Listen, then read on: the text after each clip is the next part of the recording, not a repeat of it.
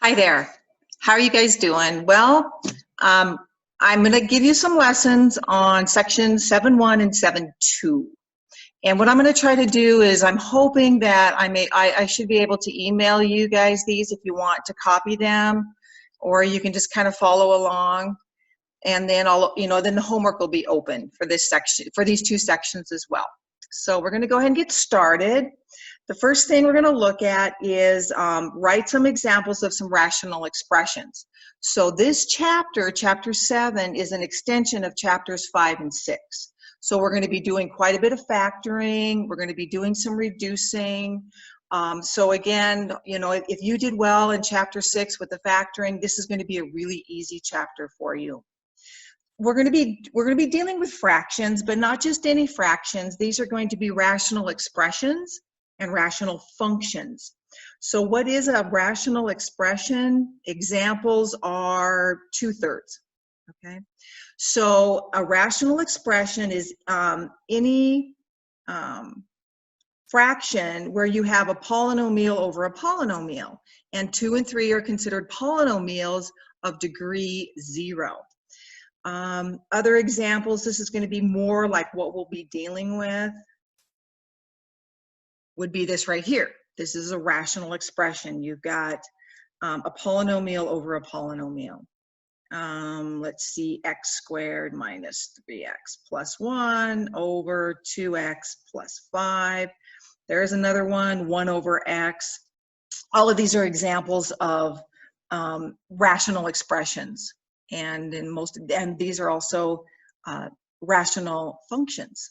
So we're going to be learning how to reduce these, multiply, divide. Those are the easy part. Adding and subtracting isn't as much fun because it's similar to if you have to get a common denominator when you're adding or subtracting. All right, so let's go ahead and get started on our first one. Let me get this out of the way here. So we're going to be dealing with fractions in this chapter. Adding, subtracting, multiplying, and dividing. All right, we can do all the things that we would do with polynomials to these expressions, but you have to be much more careful.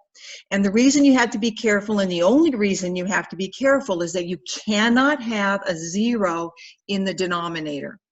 Otherwise, they're exactly the same. So given this function h of t, okay, you've got t squared plus 5t over 2t plus 5. They want to know what is h of 1.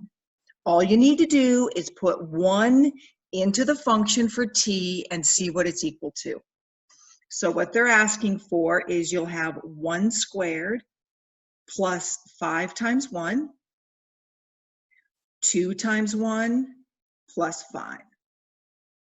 So when you simplify the numerator, you're going to have 1 plus 5 over 2 plus 5 using your PEMDAS. And there's your answer, 6/7.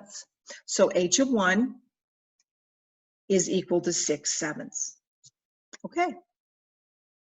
Now, questions on that? Well, I guess you guys can't ask questions. But hey, if you do, you can always go to my Zoom room and ask questions. All right, let's look at the next one. Here we have find all numbers for which the rational expression is undefined. Now, we've done these in past sections. Again, we're not interested in the numerator. The numerator does have significance, and we'll talk about that after a bit. But when you want to find out when it's undefined, it's when the denominator is equal to 0. So you take your denominator and you set it equal to 0 and you solve that. And whatever you get is what the x cannot be. It's undefined. So we're stating that this cannot be equal to 0 in the denominator. Well, this is why we did chapter 6. To solve this, you have to factor it. So you always look for what's in common first. And here there's nothing in common. So you set it up. And we're going to set it equal to 0, and then that's what x cannot be. We'll just use the guess and check. X times x gives you x squared. What multiplied together gives you a -10, but added together gives you a -3. Well, that would be a -5 and a +2. Multiplied together, you get a -10, but then if you use the FOIL method, you come up with the outside, 2x, and the inside. Add these together, you get a -3x. So to solve this, just to finish, you have x minus 5 cannot equal 0, because again, these cannot equal 0, this cannot equal 0, or x plus 2 cannot equal 0.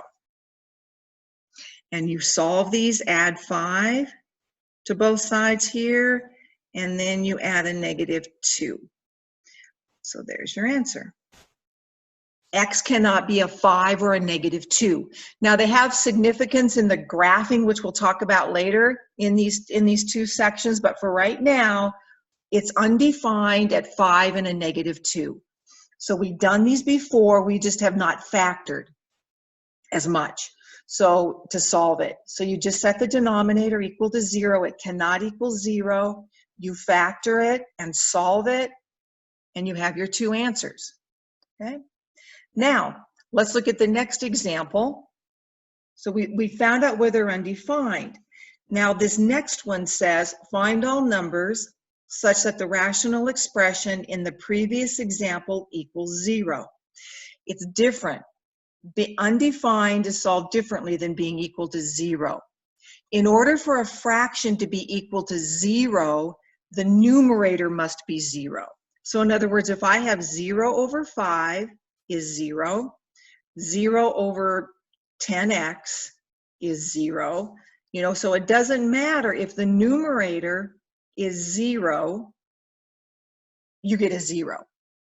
Whereas up here, you were looking at where it's undefined. It's undefined if 0's in the denominator.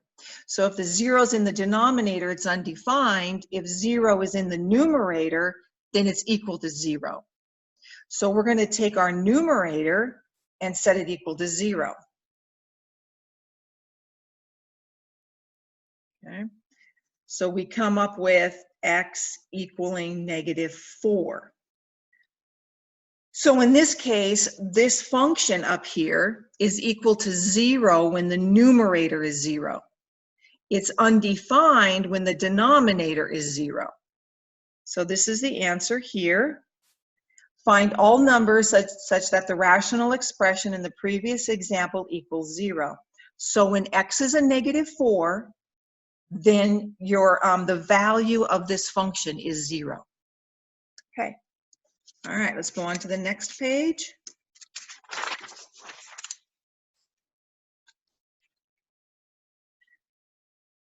So what we're now going to do is we're going to start simplifying our fractions. We're going to simplify them, and then we'll come back to what it means when they're undefined, when that denominator is equal to 0. Well, we're going to look to see when, or just simplifying fractions. This one, A, there is no, let me move it a little bit so it's a little bit more in focus. There we go. All right, on this one here, there's no plus or minus signs. If there's no plus or minus signs, you can look at the coefficients, 8 and 24, you reduce those, you reduce the x's, just like we did in chapter 5.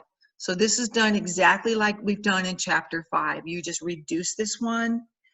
Here, 8 goes into here once. 8 goes into there 3 times. You find the largest number that goes into both of those. And looking at your exponents, we've got x squared, and we have an x to the first. So we're going to put the x here, and you subtract exponents. It's not wrong if you write it like this, or you can write it as x over 3. Either one is right, 1x over 3 or 1/3 x. All of those mean the same thing, and my math lab should accept any one of those. 1x over 3, x over 3, or 1/3 x. So again, there was no plus or minus sign, so you just go ahead and reduce the coefficients if you can, and remember that you're subtracting exponents when you're when the bases are the same. But if you look at B, we've introduced a plus or minus sign, so it's not quite as simple as what we've done earlier in A. What we're going to do whenever we have this plus or minus sign is we're going to go ahead and factor this numerator. Well, when you factor, you always look for the greatest common factor. So here we're going to take out a 7a. Because you can take out a 7 from both of them. 7 goes into 7 and 21. They both have an a, and you use the smaller one, 7a. So if you take 7a squared divided by this, you get an a. And again, this times a is 7a squared. Then we have plus 3 times 7 gives you 21. And then we have an, nope, we don't need an a. We don't need the a. So 7a times 3 gives you 21a. And again, another way to find the 3 is to take the 21a and divide it by the 7a. The a's cancel, 21 over 7 is 3. But again, multiply it out and make sure you come back to the original. In the denominator, there's nothing to factor. Okay, once we've done this, now we can reduce.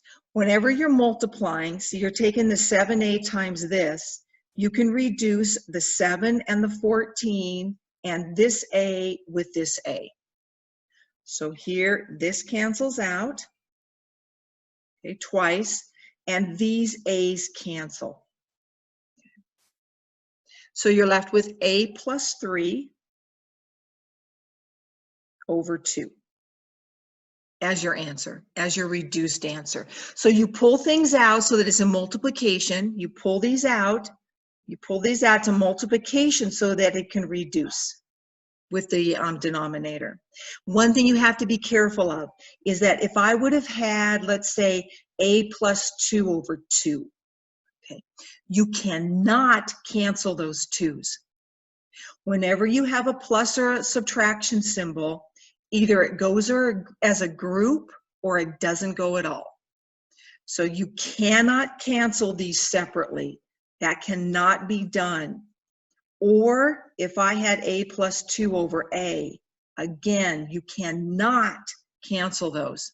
You cannot separate terms from each other. In order to cancel, you have to have a plus 2 over a plus 2. Now they'll cancel. This is okay, and you end up with a 1. So,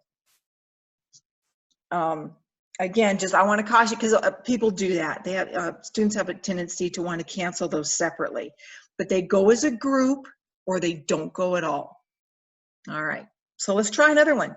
And again, we're going to look for the greatest common factor on this next one. Always do that first. And then sometimes you may not be able to simplify, sometimes you can. But let's look at this numerator here. And this is a rational expression.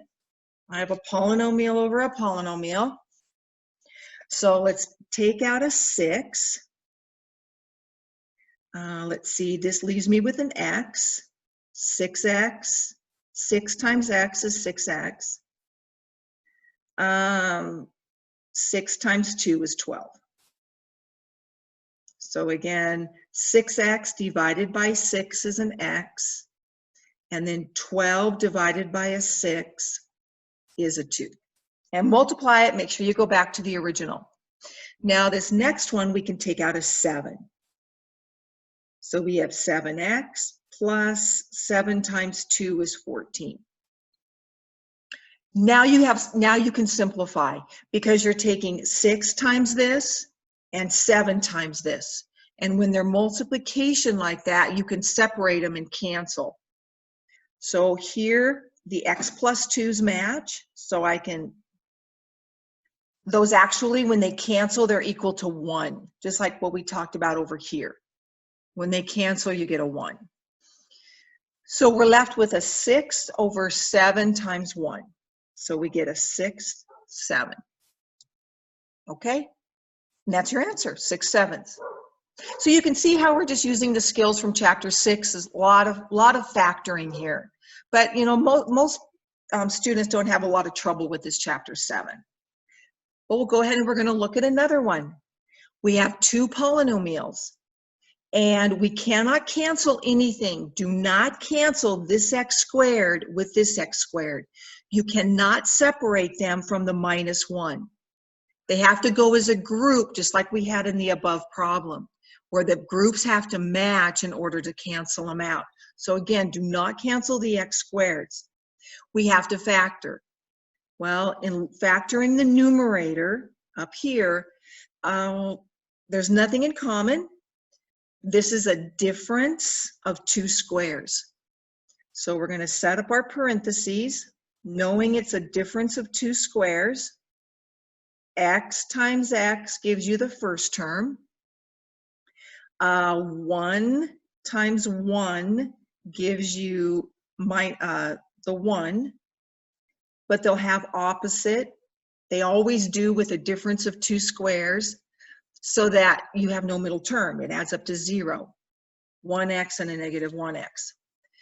Now let's go to the next one, the denominator, nothing in common, no greatest common factor. We're going to do a guess and check here. X times x gives me x squared. 2 times 1 gives me 2.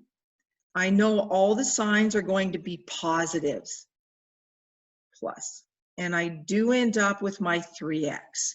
So if you're having trouble factoring, go back and look at your chapter 6 and kind of review that. Now, looking at these here, the x plus 1s can cancel out. That gives you a 1, and that's all that can cancel. So you're left with x minus 1, that group, over x plus 2. Okay. And that's your answer, is x minus 1 over x plus 2. Perfect. Let's look at the next one. Hopefully you're seeing this is starting to make a little bit of sense. We're just factoring and canceling, factoring and canceling. This next one, you have to factor the numerators and denominators. And so we'll factor the numerator here. There's not a greatest common factor, but it can always look. So we'll do the guess and check. Some of you may want to still use your X box. That's fine. 3x times x gives you 3x squared. 1 times 1 gives you 1 when you multiply. So we want a minus 2x, so I'll go like that. So the outside is a minus 3x and 1x is a minus 2x. Denominator, nothing in common. So we're going to set up our parentheses. X times x gives you x squared. 2 times 1 gives you 2, the last term. I want a positive 2, so I'm going to make them both negative. And -2 and a -1 is a -3. And look, the x minus 1s will cancel. Okay, and that's all. So your answer is 3x plus 1 over x minus 2. And that's as far as you can go. You had to, and again, these have to go as groups. If you're going to cancel them, just like these, they have to go as groups or they don't go at all. And I think that's the key.